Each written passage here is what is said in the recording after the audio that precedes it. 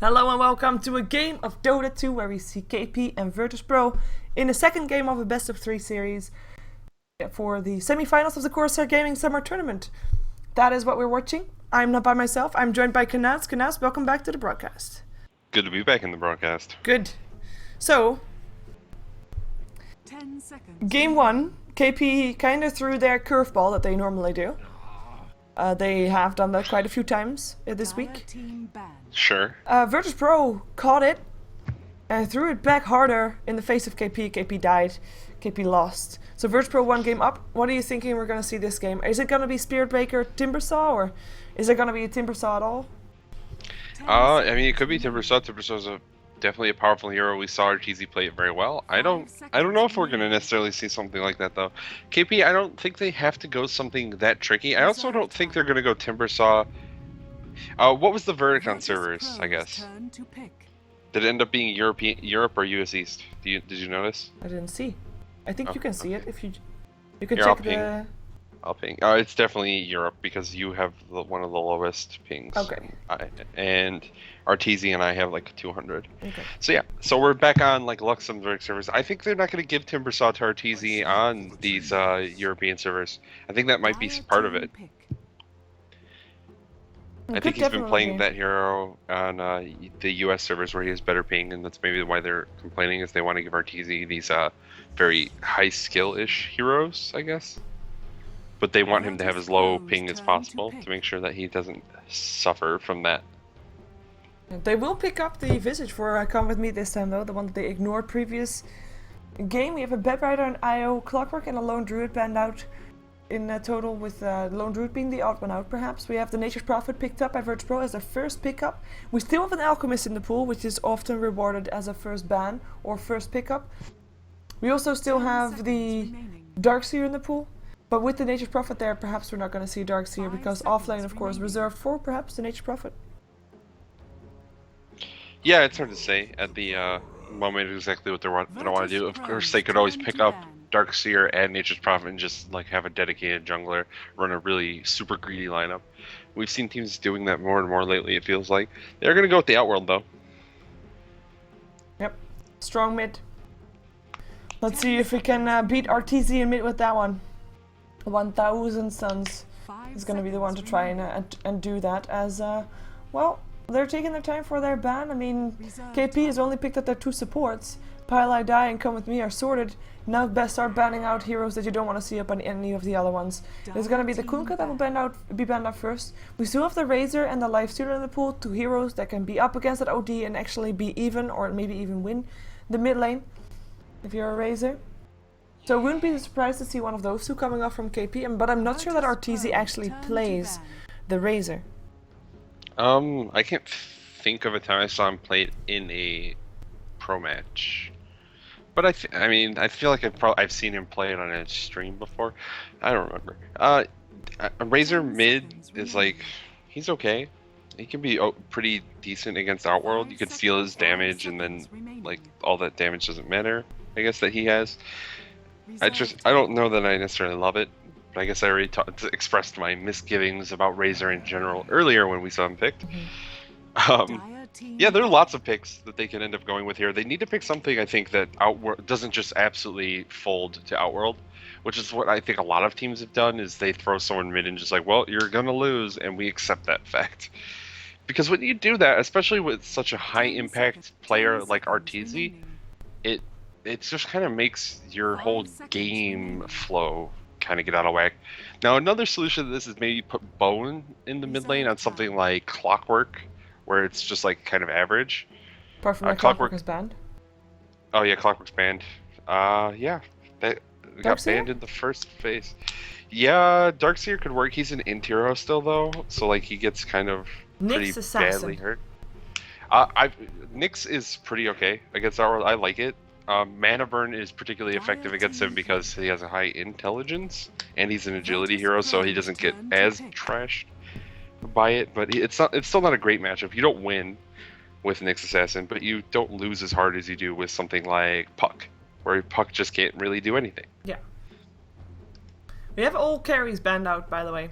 Alchemist, Naga Siren. Okay, I named Naga Siren a carry, though of course played as support often. lately than more often than as a carry. Kunkka and Phantom Lance are the one on VirtusPro. The Vengeful Spirit will be picked up by VirtusPro. I'm thinking as support, I'm hoping as support, I'm hoping Arsart will play that one. We still have a Chen in the pool, by the way. As opposed to a carry. Luna. Chen and a Luna. There's the Nyx pick. There's Chen. Look at all these things. Sheever, you're just calling every pick. I know. But the reason I say Chen is because yesterday I said like they got a 15-minute GG up against Dignitas, right? As in VirtusPro won that one. They had a Vengeful Spirit and the Chen and the Nature's Prophet, and they just started pushing and nothing could stop them, and they got a GG. So perhaps they're gonna try the same thing again. It definitely seems pretty good. And KP, they don't really have a particularly good anti-push lineup right now. Everything they have is basically single target, and that makes hordes of creeps rather difficult to deal with. Obviously, they have the Line Storm from Nyx now, but that's not really reliable for like trying to dismantle creep waves. So, yeah, they could totally try and just go with this push lineup. Fortunately, they have heroes like Outworld, like Nature's Prophet that they can lean on. If that fails, it's not just going to be like, well, we're completely out of the game now. They're not like running carry Leshrac for their push strategy or anything like that, where it's going to get real bad real fast if they stall out. They have carries to go to the late game with. Yeah, Keeper of the Light is the last one. Of course, that's an anti-push hero, so they don't want to face that. I don't blame that. Weaver was the last ban out for KP, and there's still the Timbersaw, so in the end he's there. And he's, of course, a very hard-to-kill hero. Up against the OD, though, not really that strong, because, I mean, even though it's not an int hero, it will still take away a lot of his mana, and he kind of needs his mana to be able to at least be more aggressive rather than just being defensive. Yeah, he's very good at anti-push, though. Yeah. Timbersaw is great at clearing Grieve Waves. All of his abilities are very good at it. So he works in that regard. They could also not send him mid. They could have Arteezy play him and run it as like a safe lane solo or off lane solo. Send Bone mid on the Nyx Assassin. So kind of like what I was saying earlier with Clockwork, except Bone would be playing Nyx here. Yeah. Just to try and dodge that, to try and guarantee Arteezy's farm. Lifestealer can do it OD, too, definitely. but our Lifestealer doesn't get as demolished, but he's not going to really get good farm. It's hard to outlast hit OD just because he's going to have a lot of damage. True. And if usually OD can get a lot of denies against a ranged hero. If you send a Lifestealer mid, I think OD's going to focus a lot on denying and just make it so your Lifestealer doesn't get farm. And he's their only carry, so I don't think they're going to do that.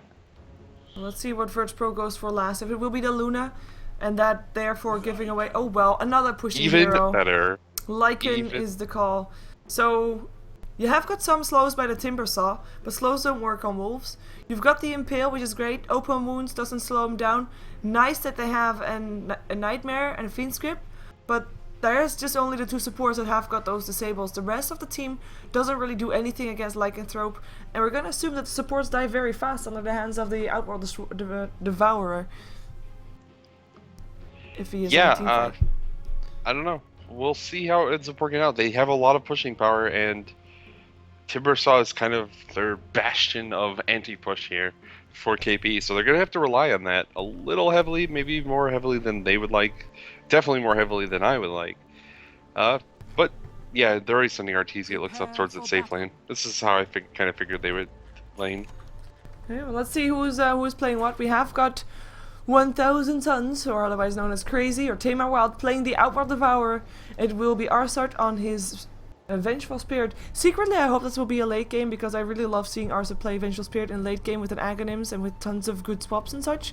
Although I think that VirtusPro doesn't really want to make a late game because they've got a Lycan who is wearing Santa's coat, and he is played by Airman, or Illidan Stormrage. We have got the Chen played by NS, and then the last one, but not least, it's Xi again on the Nature's Prophet. Yep, and for KP, who are currently diving into the Radiant Jungle, we're going to have Bone 7 on the Nyx Assassin, Turtle Envy on the Lifestealer, Pylite Eye on the Bane Elemental, Come With Me playing the Visage, and finally Arteezy on the Goblin Shredder. Timbersaw. Well, Timbersaw. Resurrect. Yesterday we saw him up against the Bloodseeker? Yes. He won that one, right? Bloodseeker did not have a good time at all. Yes. Well, this time he's up against the Nature's Prophet. I think he's gonna have an okay time. And especially, of course, Nature's Prophet is there, that's great. He is a tree guy, though. I mean, Sprout won't really work against a Timbersaw. Timbersaw should not die and should be able to get just free farm as much as he wants to, because he just won't die. I don't know. What if like Timbersaw is crippled by fear from having to face an army of tree men? Like I don't think a Timbersaw is feared by an army of tree men. I think he says, "Yay, more trees to kill." No, he's afraid of trees. That's his like lore. Is it? Timbersaw's, yeah, he's afraid of trees. Well, so he built this crazy tree killing machine because he thinks they're out to get him. okay. Well, then there's all of a sudden walking trees. Yeah. I do like what KP is doing, by the way. They're just dominating the entire Radiant jungle already, making sure that the Chen can't really get a good start. They're making sure that everybody has to walk a long way around before getting to the bottom lane finally. And there's an enfeeble spec first by Pylai to annoy Airman a little bit more, so that he can't really get last hits without worrying about whether he has enough attack damage or not. And Chen, yeah, no creeps. He finds out that there's wards everywhere. Finally, counter wards, one ward. He has to be careful though, like this is an alcove. If he gets caught out, might be trouble for him. Then again, doesn't look like KP is gonna move to try and do anything against him. No, like they're probably content to have blocked one spawn and traded gold with the supports. Because VP have the seemingly more early game oriented lineup, and I think Pylai is fine here. Yeah, so because VP have the more seemingly early game oriented lineup, trading gold early benefits KP. Because they just need to survive, VP need to make something happen. Yep. VP is trying to make something happen. The Centaur can't get the stun in though. Second time that he tries to go for Pylai. One time getting blocked by teammates, the other time just getting slowed by the Grave Chill from Come With Me. And the aggressive talent that they're up against is not an easy one, but KP, they know what they need to do. They just need to, indeed, like you said, slow the pace of the game down. They don't even need to win it, this laning phase. They just need to make sure that VirtusPro doesn't win it. Yep, and mid lane, we see both heroes are out of mana, which is kind of what Bone 7 wants. It's still an advantage for Tame My Wild. Again, Outworld's still going to win this lane, but Bone 7's going to have a better time because they've just traded all of their mana away, and as a result, he's not constantly being banished by Astral Imprisonment. So he can at least sort of farm. Yeah, we've got another rotation coming in. The Centaur is still there. So now very low HP though, so they have to be careful. One brain sap. Oh, looks like actually no level 2 just yet. Stun up on Eternal Envy. There goes the stun as well, and that's gonna be the first blood. Goes away of Arsart, and S goes down with that, but only after, of course, the first blood goes the way of VirtusPro. TP out for Come With Me. Should be able to do just that, and that is indeed the case. Nicely done by VirtusPro. Losing the Chen for it, shame, but I mean he wanted to go back probably anyway to get more mana or something. I don't know, but. Well, they got Lifestealer. The death was on Lifestealer for first blood. Who got the last hit too? It was Venge. So like whatever. They killed Lifestealer. They lose Chen. They got first blood. Like that's a good trade for VP. Exactly what they want to get in this try versus try situation. Chen just gonna go back find a new creep probably. Yeah, he's using his creep and gonna let it die to get a new one. And yeah, VP are doing okay. They're winning mid. Let's see, top. Yeah, they're kind of losing, which is not really surprising. I think RTZ does have the advantage here. I really love the way that KP laned. I think this is absolutely appropriate with what they went for. Yeah, Timbersaw could be a big factor as this game goes on. He's continuing to go with the build we saw him use yesterday as well, where he's not getting points in Timber Chain early because it's not as great in the 1v1 matchup. As the game goes on, Timber Chain obviously very effective, but having that reactive armor makes it so it's pretty much impossible for him to lose to a hero that doesn't have a nuke. Yeah, quite surprising that not even one level in his chain though. I mean, yesterday I thought it was because it was mid and there's just less towers, or sorry, trees mid. But now, being very, you know, tree heavy area, he still doesn't go for one level. He actually clears out the trees, of course, with one hit with his Whirling Death. That's really annoying. Sprout is really not going to do anything up against him. In the meantime, we've got a smoke up on the supports here, but they'll already be scouted out. Come with me, we'll be getting stunned up. And that should be another kill going away of VirtusPro. And again, it is Arsart with the last hit. He is definitely ready to turn into a semi-carry for this game, which is good because it's fun to watch. Yeah, it feels like almost whatever support he plays, he ends up turning into a semi-carry. But again, they're building up advantage in this tri-lane versus tri-lane, and it's a little bit different than what we saw last game, where the team could get ahead. One team got ahead early, and it like fell apart very quickly because no one was really contesting farm. Because the carries are in the same lane this time, the tri-lane success matters more. Yes. Whoever comes out ahead is going to just have a bigger advantage going into the game. The supports are going to be a little bit less leveled on one side than the other. Like we see Visage and Bane are both level 3. I guess everyone's level 3 down there, but Lifestealer is only level 3 while Lycan is level 5. Yes. So that's 2-level advantage across the sum of the tri-lane. That's pretty okay. Yeah, it does, although his last hits don't really look that okay, of course. 15 to 8 for John Envy, while the Lycanthrope still sitting at 9 for 2, and of course that's courtesy of Pylidai with his Enfeeble at level 2. That's really annoying to deal with, it's just... Yeah, you can't really fix that. He can of course try to last hit a bit more with his wolf, that's great. He is leveling his wolves as well. It's still not easy to do though, and you don't want to push the lane too much either, and that's a risk that you have when you try to last hit with your wolves. But we'll see how he goes from there. We have got almost level 6 up on Bone 7. Kinda curious to see if he's gonna try to rotate and gonna try to find a pickup on, for example, the level 3 Vengeful Spirit, who is now level 4 actually. Anybody of the level 4 supports up on VirtusPro, he could try to gank. Yeah, he needs to hit level 6 first. He's, like you said, very close. One creep, we'll give it to him. He should be level 6. It's important to note that there are 20 denies on OD already at 6 minutes in, so he's denying more than 3 creeps per minute. That's like half a creep. Like one entire creep wave per minute. That's a lot of creeps. And it's gonna just imprison him. Yeah, Bones, I mean, he's struggling. You expect him to. He doesn't have a lot of max mana. He actually might need to go back to like the fountain and wait this out if he wants to gank somewhere. He doesn't have enough mana to use multiple spells. Oh, Impale already was there. Can Arsene get in range? No, we can't. Are they gonna dive this? Yes, they are. In comes the TP for KZI. There will be Spike Carapace. Hits actually up on Tama Wild. Bone 7 in a lot of trouble. Bone 7 dead, and that's gonna be Tama Wild getting sent back home by the Chen, who is gonna help stay and take down a little bit more of this tier 1 tower. Won't go down all the way though. Pylidai preventing that from happening. But nice pickoff. Very nice.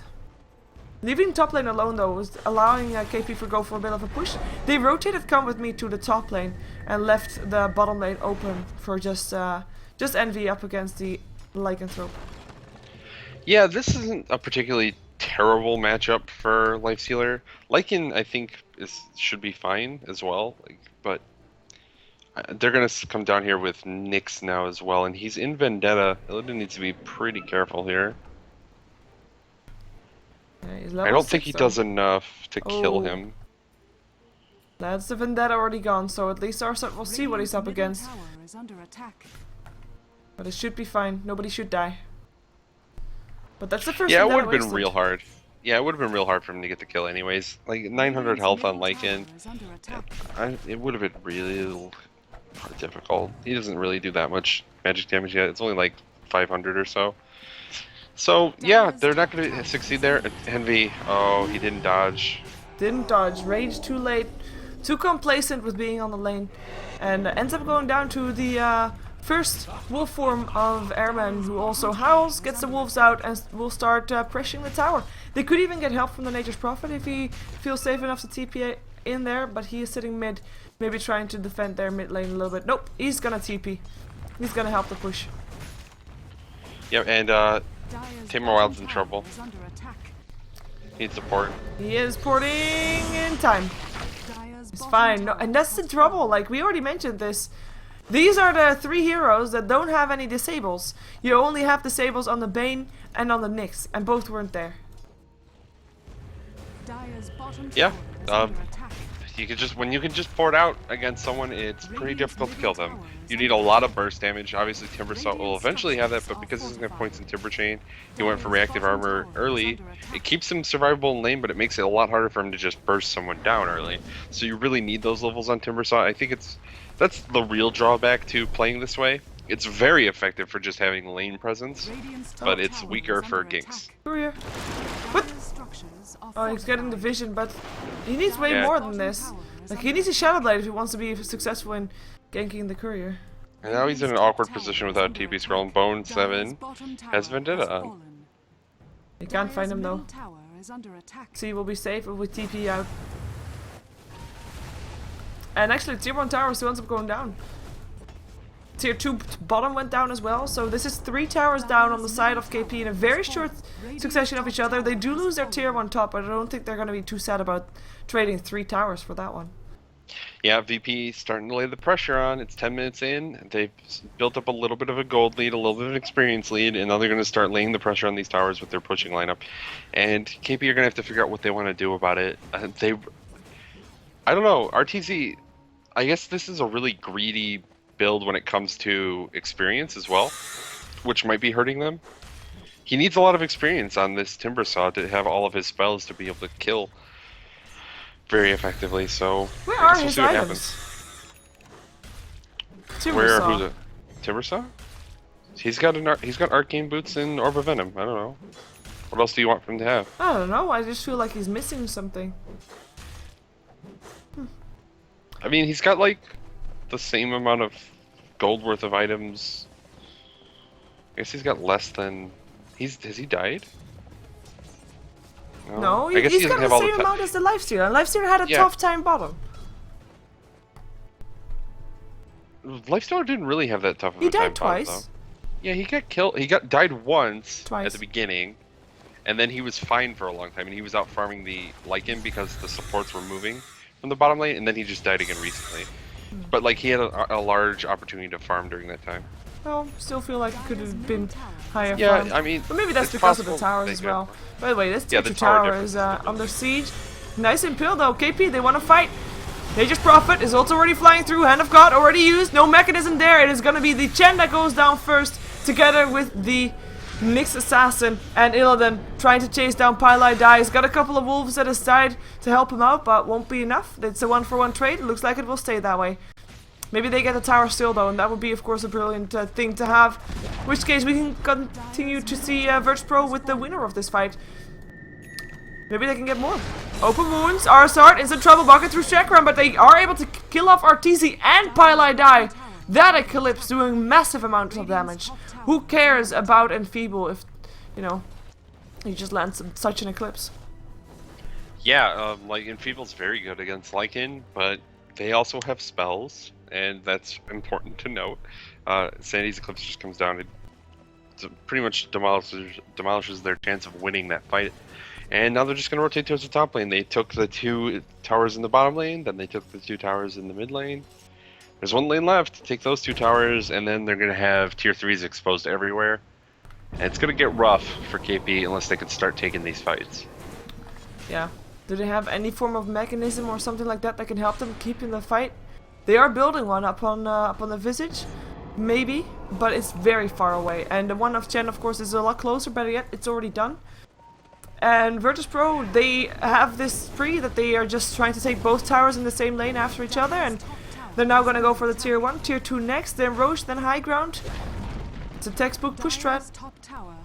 Yep, and it's working well for them. They're getting the kills as well, so it's not even like they're sacrificing a lot to get these towers down and starting to slow. They're getting kills, so the kill lead, a substantial tower lead. It's pretty good for them, and I don't know if KP can be doing this. They can't race tower push. They're just going to keep going. They need to back off. They cannot get this tier 1 down. Yeah, they're going to start teleporting out. They won't get it. The birds will get it. The birds will get it. That's great, but... Oh, the one in the mid lane. I was talking to the one bottom. Oh, yeah. They had 3 heroes bottom, and like they did basically no damage to it. Oh, Illidan gets enfeebled. Don't think he minds. His wolves will still do damage once he summons them. So he wasn't summoned them. They probably want to look for a fight. Oh, nice Centaur stun up on Arteezy. Look at that test of faith. Arteezy already dead. OD. Doing tons amounts of damage. Again, mechanism keeps VirtusPro up. They can just come back in this again. The buyback was there, though. Arteezy is back. Is it going to be enough? Illidan pops a wolf form. Goes for the tower again. Chakram already used. Small cooldown before he can use it again. In the meantime, ranged Rex and melee Rex under siege. Impale still hits. Illidan taking a lot of damage. Gets Fiend Script, but Force Staff into safety for now. Ends up going down though. Visit with the Soul Assumption with the last hit. And that's going to be another kill. Test of Faith again helping out. And OD just burning through everything. Buyback from the Visage because he hadn't bought back yet. But Arteezy this time dead for real. And he won't be able to come back. We have a buyback on the Lycan as well, but he has to run. Some good things out of that. Yeah. That is helping out his team a lot.